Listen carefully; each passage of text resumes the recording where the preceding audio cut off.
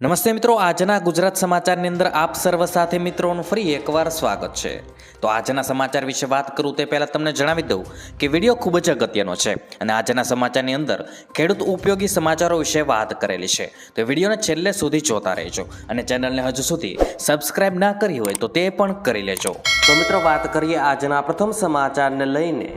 તો અમદાવાદમાં સ્વાઇન ફ્લૂના કેસોમાં વધારો. મિત્રો, અમદાવાદમાં સ્વાઇન ફ્લૂ સહિતના કેસોમાં વધારો થયો છે. અસારવા સિવિલ હોસ્પિટલમાં H1N1ના 5 કેસ નોંધાયા છે. 4 દર્દી 48 થી 63 વર્ષની ઉંમરના જણાઈ આવ્યા છે. એક દર્દી સ્વસ્થ થઈ જતા રજા અપાઈ, જ્યારે એક વેન્ટિલેટર પર છે. મિત્રો, હાલ કોવિડના 2 દર્દીને પણ ઓક્સિજન પણ રખાયા છે. મિત્રો, ઘણા લાંબા સમય બાદ કોરોનાના દર્દીઓને ઓક્સિજનના સહારે રાખવામાં આવ્યા છે. ત્યારબાદ મિત્રો, મહત્વપૂર્ણ સમાચાર વિશે આગળ વાત કરીએ તો LIC બની વિશ્વની સૌથી મજબૂત વીમા કંપની. મિત્રો, ભારતની સૌથી મોટી વીમા કંપની LICને વિશ્વની સૌથી મજબૂત વીમા બ્રાન્ડ તરીકે પસંદ કરવામાં આવી છે. Brand finance insurance show report અનુસાર LIC ટોચની વીમા બ્રાન્ડ બની ગઈ છે. 4 ક્ષેત્રની કંપની LICની બ્રાન્ડ વેલ્યુ $9.8 બિલિયન અંદાજવામાં આવી છે. LICને બ્રાન્ડ સ્ટ્રેન્થ ઇન્ડેક્સ અને AAA રેટિંગ પર 88.3નો સ્કોર મળ્યો છે. ત્યારબાદ મિત્રો, અગત્યના સમાચાર વિશે આગળ વાત કરીએ તો કપાસ બજારનો સૌથી મોટો સર્વે. મિત્રો, છેલ્લા 2 વર્ષથી કપાસના ભાવ સ્થિર રહ્યા બાદ ફરીથી કપાસમાં અચાનક ઉછાળાનો માહોલ જોવા મળ્યો છે. ભારતના કપાસના ભાવ વૈશ્વિક ખરીદદારો માટે આકર્ષણનું કેન્દ્ર બની રહ્યા છે. ત્યારે છેલ્લા 3 મહિનાથી ભારતીય રૂની નિકાસ બાંગ્લાદેશ, ચીન, વિયેતનામ જેવા દેશોમાં ઘણી વધી ગઈ છે. રૂની વર્ષ 2022 અને 23ની આખી સિઝનની નિકાસ 15.5 લાખ ગાંસડીઓની હતી, જે ચાલુ વર્ષે ઓક્ટોબર 2023થી અત્યાર સુધીમાં માત્ર 5 જ મહિનામાં 15 લાખ ગાંસડી થઈ ચૂકી છે. વર્ષ 2023 અને 24ના સમગ્ર સમયગાળા દરમિયાન 25 લાખ ગાંસડીની નિકાસના અનુમાન લગાવવામાં આવી રહ્યા છે. ત્યારબાદ મિત્રો, મહત્વપૂર્ણ સમાચાર વિશે આગળ વાત કરીએ તો રેશન કાર્ડ ધારકો માટે મોટા સમાચાર. મિત્રો, ચૂંટણી નજીક આવતાની સાથે જ રાશન કાર્ડ ધારકો માટે મોટા સમાચાર સામે આવી રહ્યા છે. લાખો રેશન કાર્ડ ધારકોના ખાતાઓ ફ્રીઝ કરી દેવામાં આવ્યા હતા, જેના કારણે જે રેશન કાર્ડ ધારકોને ફ્રીમાં અનાજ મળી રહ્યું હતું તે હવે બંધ કરી દેવામાં આવ્યું હતું. મિત્રો, રાતોરાત લાખો રેશન કાર્ડ ધારકોના ખાતાઓ અનફ્રીઝ એટલે કે મિત્રો અનબ્લોક કરી દેવામાં આવ્યા છે. મફત રાશન યોજના અંતર્ગત ગરીબ પરિવારોને માસિક 5 કિલો ચોખા, 5 કિલો ઘઉં, દાળ જેવું અનાજ મફત આપવામાં આવી રહ્યું છે અને આ યોજનાનો લક્ષ્યાંક 2028 સુધીમાં 81 કરોડ લોકોને મફત અનાજ આપવાનો છે. ત્યારબાદ મિત્રો, મહત્વપૂર્ણ સમાચાર વિશે આગળ વાત કરીએ તો બધાને મળશે 15,000 રૂપિયાની સહાય. મિત્રો, 13 ફેબ્રુઆરી 2024ના રોજ વડાપ્રધાન શ્રી નરેન્દ્ર મોદી સાહેબ દ્વારા PM સૂર્ય મફત ઘર વીજળી યોજના અમલમાં મૂકવામાં આવી હતી અને મિત્રો, ખૂબ જ ટૂંકા સમયગાળામાં જ આ યોજનાના લાભ માટે રેકોર્ડ બ્રેક 1 કરોડ કરતાં પણ વધારે રજીસ્ટ્રેશન થઈ ચૂક્યા છે. આ યોજના અંતર્ગત કેન્દ્ર સરકાર દ્વારા દરેક ઘરોને 300 યુનિટ મફત વીજળી આપવામાં આવશે. મિત્રો, સોલાર યુનિટ લગાવવાથી ઉત્પન્ન થતી વીજળીનો જો તમારે ઉપયોગ ન કરવો હોય તો તે વીજળી સરકાર ખરીદી લેશે અને મિત્રો, આ યોજનાના થકી તમે 15,000 રૂપિયાની વાર્ષિક આવક પણ મેળવી શકો છો.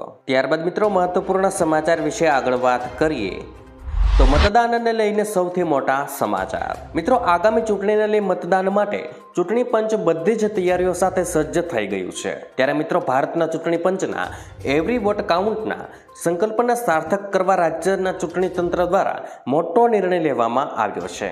હવેથી તમારી પાસે ચૂંટણી કાર્ડ નહીં હોય અને તે સિવાયના જરૂરી પુરાવા જેમ કે Aadhaar card, PAN card, passport, driving licence જેવા સત્તાવાર ઓળખ કાર્ડ હશે તો પણ તમે મતદાન કરી શકશો. દર વખતની જેમ મતદાન માટે ચૂંટણી કાર્ડ હોવું ફરજિયાત નહીં રહે.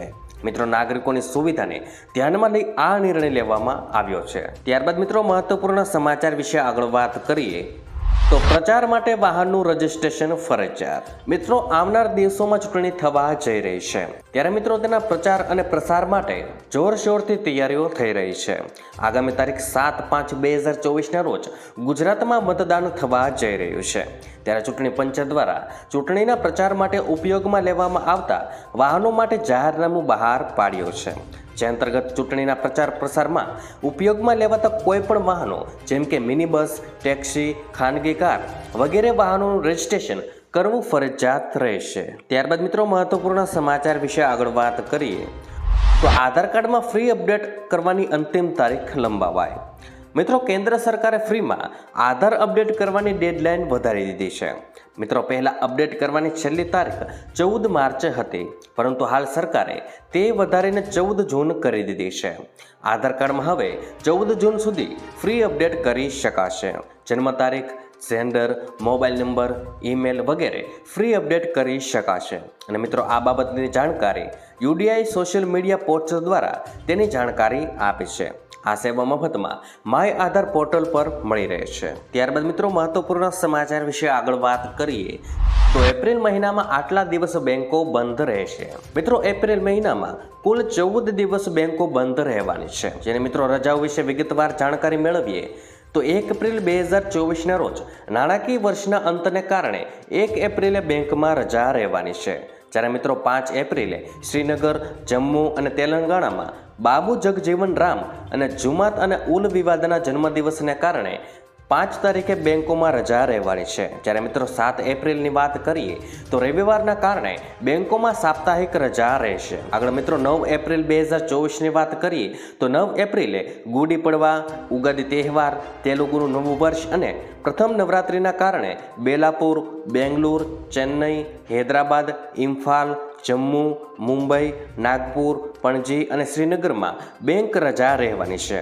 10 એપ્રિલની મિત્રો વાત કરીએ તો કોચી અને કેરળમાં ઈદને કારણે બેંકો બંધ રહેવાની છે। 11 એપ્રિલ 2024ની વાત કરીએ તો ઈદને કારણે દેશભરમાં તમામ બેંકો બંધ રહેવાની છે। 15 એપ્રિલ 2024ની વાત કરીએ હિમાચલ દિવસને કારણે ગુવાહાટી અને શિમલા ઝોનમાં બેંકો બંધ રહેવાની છે।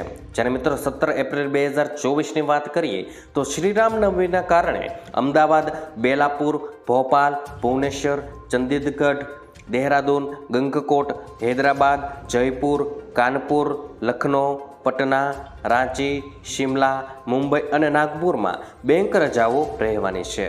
ત્યાર પછી મિત્રો આગળ 20 એપ્રિલ 2024ની વાત કરીએ તો તે દિવસે અગરતલામાં ગરિયાના પૂજાના કારણે બેંકોમાં રજા રહેવાની છે। જ્યારે મિત્રો 26 અને 27 એપ્રિલે બીજા અને ચોથા શનિવારના કારણે બેંકો બંધ રહેવાની છે।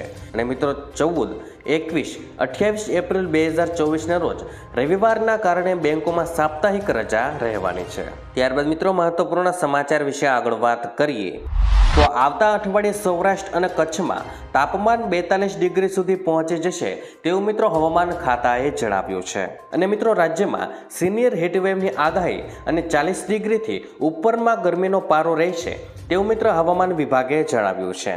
મિત્રો ગુજરાતમાં અંગત જાળતી ગરમીની અત્યારથી જ શરૂઆત થઈ ગઈ છે અને મોટા ભાગના શહેરોનું તાપમાન 38 ડિગ્રી પર નોંધાઈ ચૂક્યું છે। મિત્રો એક બાજુ બેવડી ઋતુનો અનુભવ છે અને જ્યારે બીજી બાજુ ગરમીનો માર આ અઠવાડિયામાં મોટા ભાગના શહેરોમાં તાપમાન 42 ડિગ્રી ઉપર જવાનો અંદાજ હવામાન ખાતાએ વ્યક્ત કર્યો છે। તો મિત્રો આજના દરેક સમાચાર અહીં કામના પૂર્ણ થાય છે। આપને કહેવા લાગ્યા એ કોમેન્ટ બોક્સમાં જણાવી દેજો અને વિડીયો કામનો લાગ્યો હોય, સમાચાર ઉપયોગી લાગ્યા હોય તો મિત્રો આ વિડીયોને એક લાઈક કરી દેજો, જેથી કરીને અમને પ્રોત્સાહન મળતું રહે અને દરરોજના ખેડૂતને લગતા, હવામાનને લગતા અને ગુજરાતમાં પળે પળના સમાચાર મેળવવા માટે ગુજરાતની આ ચેનલ તાતની વાતને સબસ્ક્રાઇબ કરી લેજો, જેથી કરીને ગુજરાતની દરેક અપડેટ્સ તમને મળતી રહે। તો મિત્રો હું મળીશ તમને આવતીકાલે નવા સમાચારો સાથે અને નવી માહિતી સાથે। ત્યાં સુધી મિત્રો મને રજા આપશો। ધન્યવાદ।